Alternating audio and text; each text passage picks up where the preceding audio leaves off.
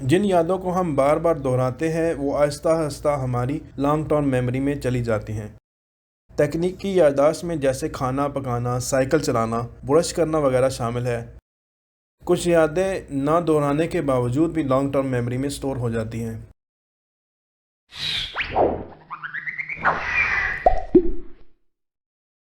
میں کون ہوں، میں کہاں سے آیا ہوں، ایسے جملے ہمیں ہر تیسری فلم میں سننے کو ملتے ہیں، لیکن اکثر آپ نے سوچا ہوگا کہ اگر کسی کی یادداشت چلی جائے تو وہ صرف اپنی ذات کے متعلق ہی سوال کیوں کرتا ہے؟ اسے اپنی زبان، اٹھنا بیٹھنا، کھانا پینا، چلنا پھرنا کیوں نہیں بولتا؟ یہ چیز اس بات پر منحصر ہے کہ حادثے کے دوران سر کے کس حصے پر چوٹ لگی۔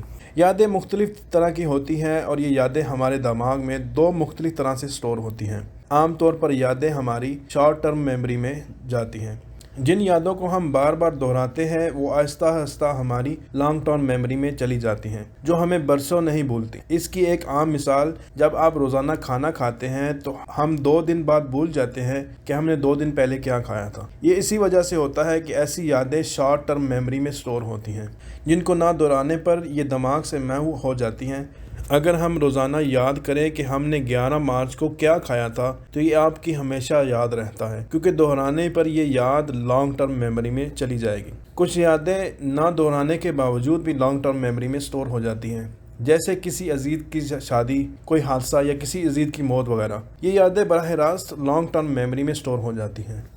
یہ 2 اقسام تو یادوں کے سٹور ہونے کی ہو گئی، اسی طرح یادوں کی بھی 2 بڑی اقسام ہوتی ہیں، جنہیں تفصیلی یادداشت اور تکنیکی یادداشت کہتے ہیں۔ تکنیکی یادداشت میں جیسے کھانا پکانا، سائیکل چلانا، برش کرنا وغیرہ شامل ہے۔ تفصیلی یادداشت سے مراد کسی واقعے یا شے کے متعلق مکمل تفصیل رکھنا شامل ہے۔ تفصیلی یادداشت کی مزید 2 اقسام ہیں۔ پہلی قسم سیمینٹک میموری۔ سیمینٹک میموری میں منطقی معلومات شامل ہے، جیسے آپ نے کوئی کتاب پڑھی ہو، آپ نے اس میں کیا سیکھا، کسی موت واقعہ ہوئی تو اس کے متعلق تفصیلات وغیرہ۔ جبکہ ایپیسوڈک میموری میں انسان اپنی ذات کے متعلق جانکاری رکھتا ہے، جیسے میں کون ہوں، میرا نام کیا ہے، میرے جاننے والے کون ہیں، میرا گھر کہاں ہے وغیرہ وغیرہ۔ یہ مختلف طرح کی یادیں دماغ کے مختلف حصوں میں سٹور ہوتی ہیں۔ جب کسی حادثے کے باعث دماغ کے جس حصے پر چوٹ لگتی ہے تو اس متعلق یادداشت ہمارے دماغ میں محو ہو جاتی ہے۔ یادداشت کا یوں جانا عارضی یا مستقل ہو سکتا ہے۔ اگر کوئی یاد ہمارے دماغ کے صرف چوٹ لگنے والے حصے میں موجود ہو تو تب یادداشت مستقل طور پر جا سکتی ہے۔ جب یادداشت دماغ کے ایک حصے کے ساتھ کہیں اور بھی تھوڑی بہت سٹور ہو جائے تو آہستہ آہستہ وقت کے ساتھ دماغ پر زور ڈالنے پر یادداشت واپس آ سکتی ہے۔ امید کرتا ہوں آپ کو ویڈیو پسند آئی ہوگی۔ تو دوستو، اس کے ساتھ ہی ہمارا آج کا ٹاپک ختم ہوا۔